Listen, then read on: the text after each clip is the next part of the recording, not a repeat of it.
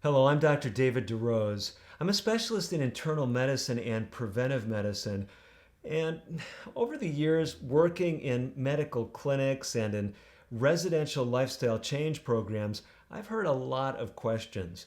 One of the things that sometimes comes up, maybe not in the context of a normal routine visit, but often in the back of people's minds, is this question: how can I perform better physically? How can I just feel better? How can I do more things? There's some fascinating insights into this that have come out that really suggest that it actually involves a lot more than the common things that we've heard. Sure, getting regular physical exercise is going to help you. Sure, getting adequate sleep. Sure, eating right. But is there a missing link? Is there something missing when it comes to helping us perform better? I think the research suggests there is. And that missing link is better blood fluidity. It's put under the umbrella sometimes of hemorrheology, the science of blood fluidity. But I prefer to call it the Methuselah factor. Let me give you some evidence of this from my book, The Methuselah Factor. This is research that was done in Europe by J.F. Brun and colleagues studying rugby players. Really interesting stuff. What they find is that the worse their blood fluidity, the worse their physical performance. Listen to some of these examples. If an athlete's red blood cells are less flexible, this is one indicator of blood fluidity. So poor flexibility of red blood cells makes your blood less fluid. What do the researchers find? They find that in that context, you will have poorer leg muscle strength. Interesting. Now, how about this one? You want to look at your ability to perform at a general level. We call it aerobic working capacity. So your ability to do, large muscle activities, walking, running, things of that nature. If your plasma viscosity, this measure of blood fluidity, if it's worse, in other words, if your blood is thicker, your aerobic working capacity will be worse. Now, here's another interesting one. If you look even at athletes, now generally athletes are quite lean. But if you look at athletes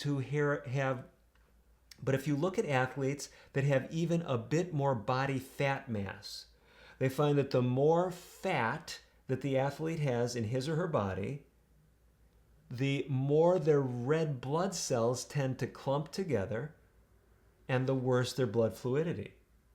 But the researchers took it one step further, and they found if your red blood cells are more likely to clump together, if you do some measurements of physical performance capacity, like grip strength, if your red blood cells tend to clump more, your grip strength will be weaker. So there's this clear connection in the research between a missing link, blood fluidity, and optimizing physical performance. But you say, okay, so there's this connection, but what can I do to make my blood more fluid? How can I improve my Methuselah factor? I've written and I've spoken a lot about this, but I want to give you something specific that I'd like you to consider because it's often missed. And it's this: avoid a common substance that has some serious connections with poor lifestyle and with poorer blood fluidity. That substance is caffeine. They say, wait a minute, caffeine is helping me perform better. Well, although caffeine has stimulant properties, it actually worsens blood fluidity. At least that's what the research indicates. Caffeine tends to interfere with something called adenosine. And when it interferes with adenosine, stress hormones go up. Now you say, well, isn't that good? That's what gives me that lift. That's what helps me do more. Well, to an extent. The problem is, as the adenosine is blocked, it makes the platelets more sticky. That makes the blood less fluid. So although you get some stimulant effect from the caffeine, as far as its overall effect on performance, it may be deleterious. But let me take it even one step further. When I speak against caffeine on my 30-day program to improve blood fluidity, my biggest concern was with something that one of my mentors, Dr. Bernal Baldwin, told me. He was speaking about caffeine and quoting the words of Pavlov, the famous Russian scientist, who called it, he said, bad habit glue. That's right, there is scientific evidence suggesting that using caffeine will make it more difficult for you to develop the healthy lifestyle habits that can help you further improve your performance and your blood fluidity. So basically, caffeine hits us in two places. One, it has direct effects worsening blood fluidity because of its effects on the platelets, but then it also undermines our attempts at improving our lifestyle because it can make it easier to stick with bad habits, harder to change.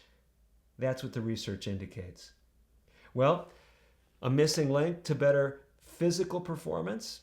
I believe it's there. It's blood fluidity. Consider decreasing or maybe even eliminating caffeine if you want to get the upper hand when it comes to a Methuselah factor enhancing lifestyle. I'm Dr. David DeRose.